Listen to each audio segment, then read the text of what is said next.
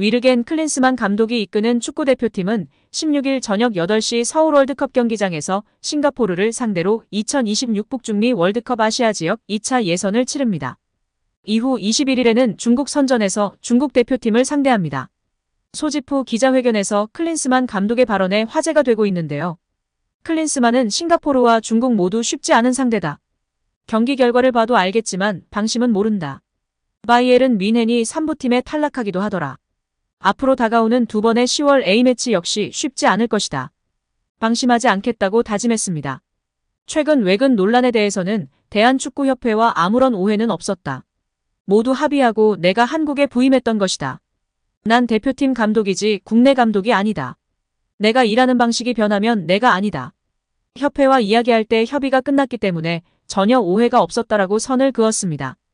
이어 지속적으로 해외 선수를 챙기기 위해 자주 나갈 것이다. 싱가포르 출장의 경우도 예선 원정을 대비해서 간 것이다. 미국 대표팀 시절에도 자주 나갔다. 각 구단의 감독과 이야기하면서 네트워킹도 했다. 대표팀 감독으로 일하지만 내 스타일은 변하진 않을 것이다. 계속 설명을 드렸고 이제 어느 정도 이해를 받았다고 생각한다.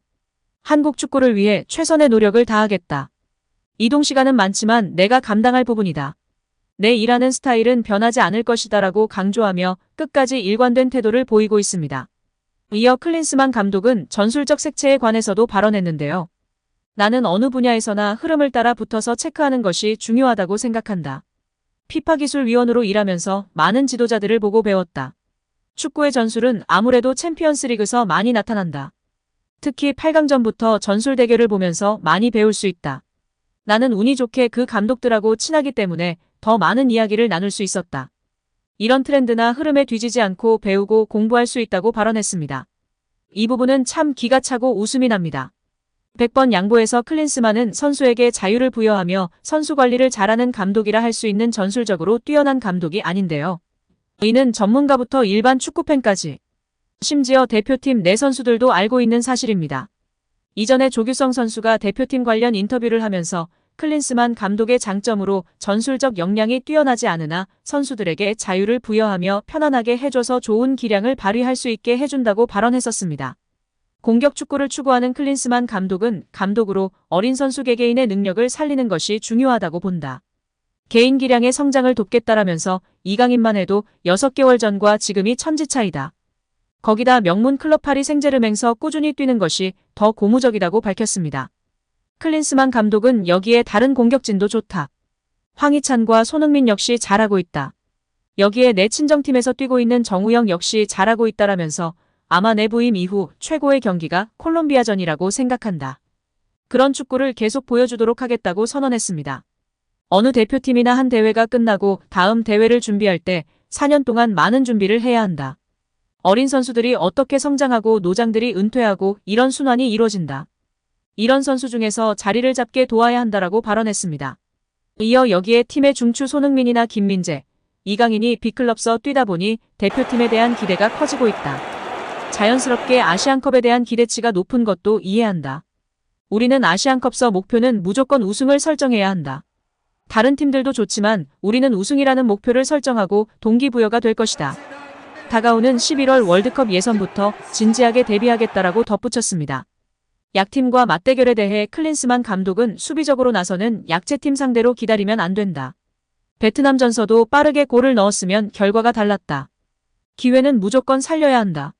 싱가포르전도 첫 득점이 언제 터지냐가 중요하다. 이 마인드로 준비해야 된다. 아마 선수들도 알아서 잘 대비할 것이다라고 기대했습니다. 2026 북중미 월드컵부터는 포맷이 바뀌어서 36개국이 나서게 되는데요. 이에 대해서는 바뀌었다고 월드컵이 쉬워진 것은 아니다. 지난 월드컵에 나서지 못한 남미의 콜롬비아나 베네수엘라는 진짜 무시할 수 없는 팀이다. 이탈리아도 마찬가지다. 월드컵 2회 연속 나서지 못하는데 중간에 낀 유로는 우승했다. 매 경기 승점을 위해 싸우고 노력해야 한다라고 강조했습니다. 또한 현재 대표팀의 풀백 라인이 다른 포지션에 비해 나이가 많은 편인데요.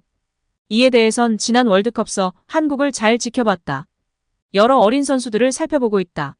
지속적으로 지켜보고 있다라면서 풀백이나 수비형 미드필더에 대한 고민이 많은 것은 사실이다. 각 포지션마다 최소 3명의 명단이 있다. 만약 기존 선수의 부상이 생기면 어느 선수를 발탁할 것인지 고민하고 있다고 말했습니다. 이어 지난 U20 월드컵서 한국이 4강이라는 좋은 성적을 거뒀다. 하지만 그 선수들 중에서 몇 명이 뛰고 있는지 의문이 든다. 일부 선수들이 해외에 진출했지만 일부 선수들은 국내에서 기회를 얻지 못하고 있다. 만약 K리그였다면 이강인을 과감하게 썼을 수 있었겠는가? 국내 K리그에서는 어린 선수를 쓰지 않는 것 같다.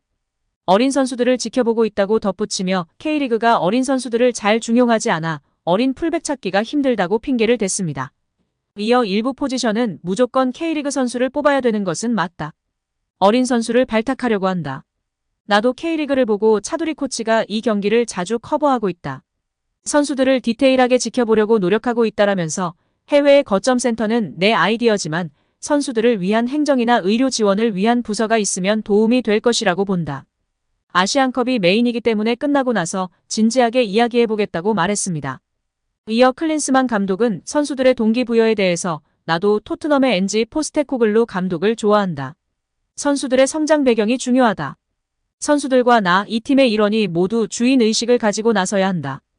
대표팀에서 선수들에게 심어주고 싶은 것은 우리는 모두 선수들을 위해 존재한다는 것이다. 축구는 감독이 아닌 선수들이 만들어내야 한다. 감독이나 지도자가 할 수 있는 부분은 한계가 있다고 본다고 설명했습니다. 이어 선수들은 유소년이 아니다. 다 성인이기 때문에 다들 책임감을 가지고 스스로 잘해야 한다. 나도 아시안컵을 앞두고 선수들에게 한국이 너무 오랜 기간 우승하지 못했다. 너네가 해내야 한다고 말했다. 선수와 감독의 사이는 승리하면 좋아진다. 그렇게 포기하지 않는 모습이 중요하다. 과거 독일이 이 부분서 강했는데 요새는 약해졌다. 나는 선수들에 대한 동기부여 방식은 앞으로도 선수들을 존중하는 것으로 진행될 것이다 라고 인터뷰를 마무리했습니다.